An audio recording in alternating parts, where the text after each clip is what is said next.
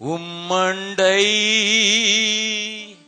நான் வந்தேன், இயேசுவே இப்போதே உம்மண்டை நான் வந்தேன், இயேசுவே இப்போதே மூச்செல்லாம் எப்போதுமே உம் புகழை பாடட்டுமே, பேச்செல்லாம் என்றென்றுமே உம் மகிமை சொல்லட்டுமே, மூச்செல்லாம் எப்போதுமே உம் புகழை பாடட்டுமே, பேச்செல்லாம் என்றென்றுமே உம் மகிமை சொல்லட்டுமே, உம்மண்டை நான் வந்தேன், இயேசுவே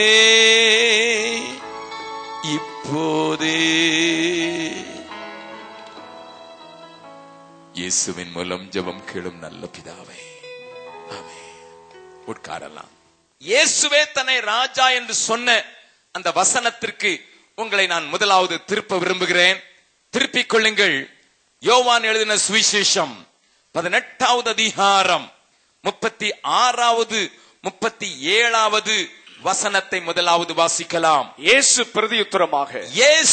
பிரதியுத்தரமாக, என் ராஜ்யம் இவ்வுலகத்திற்கு உரியது அல்ல, என் ராஜ்யம் இவ்வுலகத்துக்கு உரியது அல்ல, என் ராஜ்யம் இவ்வுலகத்திற்கு உரியதானால், என் ராஜ்யம் இவ்வுலகத்திற்கு உரியதானால் நான் யூதரிடத்தில் ஒப்பு கொடுக்காதபடிக்கு, நான் யூதரிடத்தில் ஒப்பு கொடுக்கப்படாதபடிக்கு என் ஊழியக்காரர் போராடி இருப்பார்களே, என் ஊழியக்காரர் போராடி இருப்பார்களே. இப்படி இருக்க என் ராஜ்யம் இவ்விடத்திற்குரியது அல்ல என்றார். இவ்விடத்துக்கு உரியது அல்ல என்றார். அப்பொழுது பிலாத்து அவரை நோக்கி அப்படியானால் நீ ராஜாவோ என்றான். இயேசு பிரதியுத்தரமாக,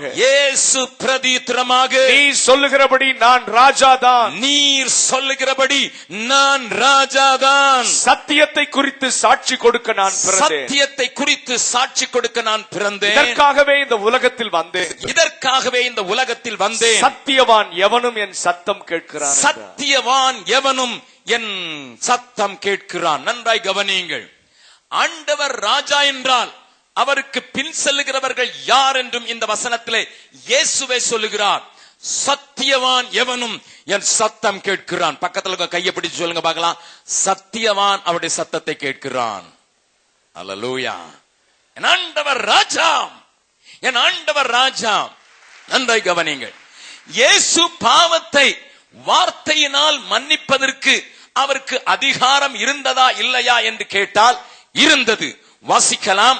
என்னோடு கூட சேர்ந்து திருப்பிக் கொள்ளுங்கள். மார்க் எழுதின சுவிசேஷம் 2வது அதிகாரத்திலே ஆண்டவர் தாமே அங்கே ஒரு காரியத்தை சொல்லுகிறதை நீங்கள் பார்க்கலாம். மார்க் எழுதின சுவிசேஷம் 2வது அதிகாரத்திலே திமிர்வாதக்காரன் ஒருவனை இயேசுவினிடத்திலே கொண்டு வருகிறார்கள். 4 பேர் கொண்டு வருகிறார்கள். போவதற்கு இடமில்லாத அந்த அவர்கள் தாங்கி பார்த்தார்கள், கெஞ்சி பார்த்தார்கள். மக்கள் வழிவிடுகிறதாக இல்லை. ஆகையினால் அவர் இருந்த வீட்டின் கூரையை பிரித்து அவருக்கு முன்னதாக இறக்கினார்கள். படுக்கையிலே இந்த திரும்பியிருக்காத காரனை பார்த்து இயேசு அவனுடைய பாவங்கள் மன்னிக்கப்பட்டது என்று சொல்லுகிறார். வாசிக்கலாம். இயேசு அவர்கள் விசுவாசத்தை கண்டு, இயேசு இந்த 4 பேருடைய விசுவாசத்தை கண்டு திமிர்வாதக்காரனை நோக்கி, மகனே பாவங்கள் உனக்கு மன்னிக்கப்பட்டது என்றார். உன் பாவங்கள் உனக்கு மன்னிக்கப்பட்டது என்றார். நன்றாய் கவனியுங்கள். He didn't ask for the forgiveness.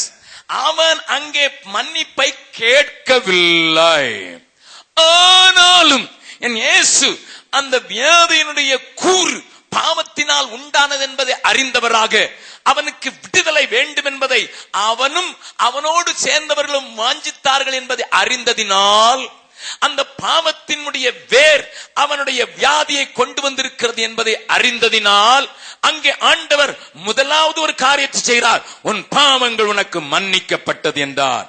அப்போ இப்பொழுது நீங்கள் நான் கேட்கிற கேள்விக்கு பதில் சொல்லுங்கள். இயேசு இன்னமும் சிலுவையில் அறையப்படவில்லை, இயேசு இன்னமும் ரத்தம் சிந்தவில்லை, இயேசு இன்னமும் பாவிகளுக்காக மரிக்கவில்லை. அப்படியானால் அவர் பாவத்தை மன்னிப்பதற்கு அதிகாரம் உடையவராக அதற்கு முன்னதாக இருந்தாரோ? இருந்தார் என்று சொல்கிறவர்கள் மாத்திரம் கைகளை வைத்து அல்லேலூயா சொல்லலாமா? ஓஹோ, so he had power to forgive. அதற்கு முன்னதாகவே, சிலுவையின் மரணத்திற்கு முன்னதாகவே அவர் இந்த வல்லமையை உடையவராக இருந்தார் என்று அங்கே சொல்லப்பட்டிருக்கிறது. அங்கே உட்கார்ந்தவர்கள் என்ன பேசிக் கொண்டார்கள்? வாசிக்கலாம். இவன் இப்படி தேவ தூஷணம் சொல்லுகிறது என்ன? நன்றாய் கவனியுங்கள். அன்றைக்கு வேதத்தை அறிந்த வேத பண்டிதர்கள் இப்படி ஒரு மனிதன் சொல்லுவான் என்றால் அவன் தேவ தூஷணம் சொல்லுகிறான் என்று சொன்னார்கள். தேவன் ஒருவரே, தேவன் ஒருவரே அன்றி பாவங்களை மன்னிக்கத்தக்கவர் யார் என்று பாவங்களை மன்னிக்கத்தக்கவர் யார் என்று இருதயங்களில் சிந்தித்துக் கொண்டிருந்தார்கள். அதை இயேசு அறிந்து அவர்களை நோக்கி, நீங்கள் உங்கள் இருதயங்களில் இப்படி சிந்திக்கிறது என்ன? உன் பாவங்கள் உனக்கு மன்னிக்கப்பட்டது என்று சொல்வதோ, எழுந்து உன் படுக்கையை எடுத்துக்கொண்டு நட என்று சொல்வதோ எது எளிது? எது எளிது? பூமியிலே, நன்றாய் கவனியுங்கள் வார்த்தைகளை, பூமியிலே பாவங்களை மன்னிக்க மனுஷகுமாரனுக்கு அதிகாரம் உண்டு என்பதை, மனுஷகுமாரனுக்கு அதிகாரம் உண்டென்று நீங்கள் அறிய வேண்டும் என்று நீங்கள் அறிய வேண்டும். நன்றாய் கவனியுங்கள். அப்ப இயேசு சிலுவையில் மரிக்காமலே பாவ மன்னிப்பை செய்ய முடியும் என்றால், இயேசு சிலுவையில் மரிக்காமலே பாடுபடாமலே பாவங்களை மன்னிக்க முடியும் என்றால், ஏனையா சிலுவை மரணத்தை இயேசு தெரிந்து கொண்டார்?